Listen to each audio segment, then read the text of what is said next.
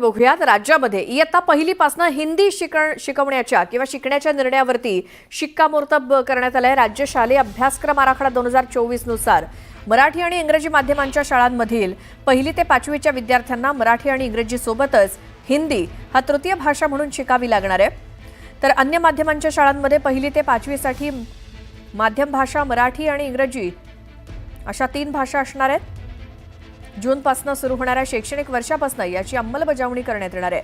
राष्ट्रीय शिक्षण धोरणाची राज्यामध्ये यंदापासून अंमलबजावणी सुरू होणार असून नव्या शैक्षणिक धोरणानुसार अभ्यासक्रमात भाषा संवर्धनाला विशेष महत्त्व देण्यात आलं असून इयत्ता पहिली ते पाचवीमध्ये मराठी, इंग्रजी आणि हिंदी या 3 भाषा सक्तीच्या असतील.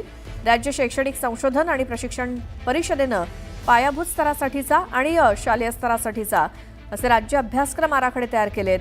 शालेय शिक्षण मंत्र्यांच्या अध्यक्षतेखालील सुकाणू समितीनं या दोन्ही आराखड्यांना मान्यता दिली. त्यानंतर आता शालेय शिक्षणात राष्ट्रीय शिक्षण धोरणाच्या अंमलबजावणी संदर्भातील शासन निर्णय शालेय शिक्षण विभागानं प्रसिद्ध केलाय. आता जाणीवपूर्वक हिंदी भाषा ही जी सक्तीची करतायत, मला असं वाटतं हे धोरण चुकीचं आहे. तुम्हाला 2 भाषा सक्तीच्या असू शकतात. एक तुम्ही ज्या माध्यमातून शिकता आहात ती भाषा, आणि दुसरी इथली महाराष्ट्रात असेल तर मराठी, कर्नाटकमध्ये असेल तर कन्नड, गुजरातमध्ये असेल तर गुजराती, आणि उत्तर प्रदेशमध्ये असेल तर हिंदी. त्यामुळे ज्या 22 भाषांना मान्यता मिळालेली आहे त्या 22 भाषांपैकी एक भाषा हिंदी आहे. ही राज्यभाषा नाही, ही नॅशनल लँग्वेज नाही.